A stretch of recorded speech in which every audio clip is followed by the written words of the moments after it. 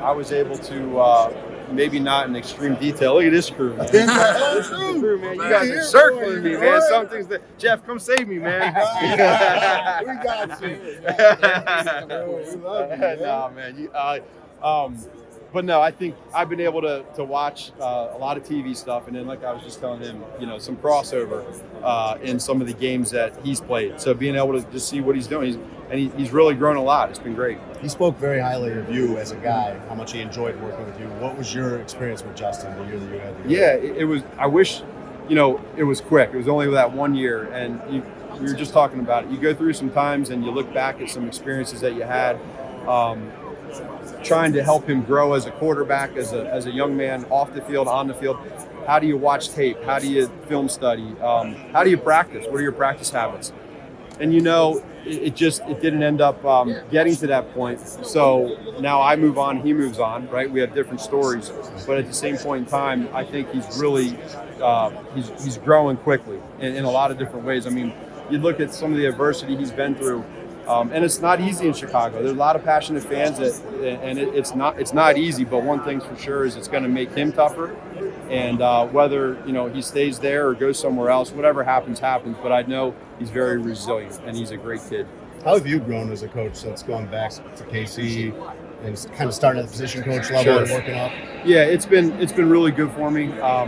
Again, you guys know this. I said it last year, and I'll continue to say it the rest of my life. I wouldn't change it for anything. I learned a lot. Everybody there made me stronger in a lot of different ways. There's things I did well, there's things I didn't do well.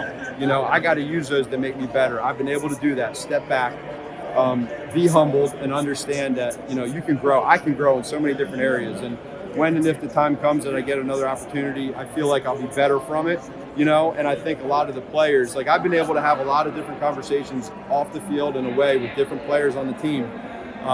That were there on the Bears that I've been able to stay in contact with. Some didn't end well, and being able to reconnect and say, hey, why didn't it, and how can we get better? That to me is what it's all about, And so, like we all as coaches, it's a tough profession, and it's something that if you can't grow from it, you'll fail. I'm going to grow from it. So that's been a big part of your growth, is to go and have those hard conversations. Yeah, I mean, but I think that's the only way to do it. As a man, you have to do that. I got 4 boys, y'all know that. I teach them about handling things the right way. And if something doesn't go well, hit it head on, be honest, right? I always talk about truth and love. And when you do that, in the end, 10, 15 years from now, you feel good about it. It might not have ended the way you wanted it to, but can we grow from it? And can we have a relationship? And we're going to hopefully be in this profession a little while. You bounce around so much in coaching, not you, but in general, it's a profession where you bounce around a lot. And you did move around, but you moved back to Kansas City. Yeah. How good has that been for you, work-wise, being back with a lot of the same guys, and for your family? Yeah, it's been great. Number one, for my family, it's been really good. Again, it's when you sign up, it's the territory you sign up for as a head coach, especially in Chicago, right? If things don't go well, it's going to be tough.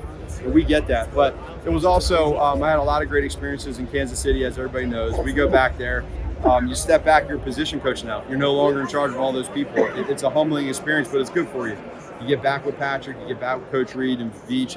I also built more relationship with guys I didn't know because there's been some turnover in Kansas City. Right. I've been able to help teach the younger coaches. And so now getting into my role this year, it's been a role I've never been in before, where I'm now a coordinator and not a quarterback coach.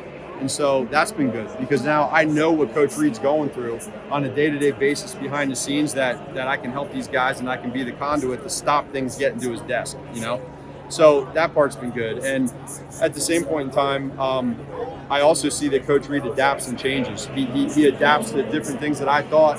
Sometimes you think you can't change, you can't, this is what it is. And I see that now. So now I can understand that, hey, whether it's a schedule change or something small that you wouldn't ever think of, he changes and he stays adaptive. He adapts to everything, and I love that about him. Do you value more of the stability or the ambitions you have to be a head coach again?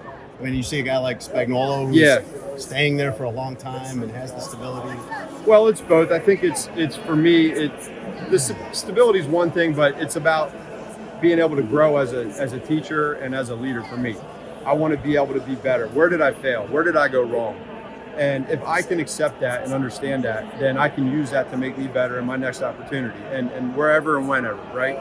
If I can do that, that's good. If I can't, that's my fault and that's bad. So I can do that here. I can learn. I can meet new people. The stability is one other thing, but it's a changing profession, and I know I'm hungry to get another opportunity. And if and when it happens, I'll be definitely more prepared. We all silly like the mayor.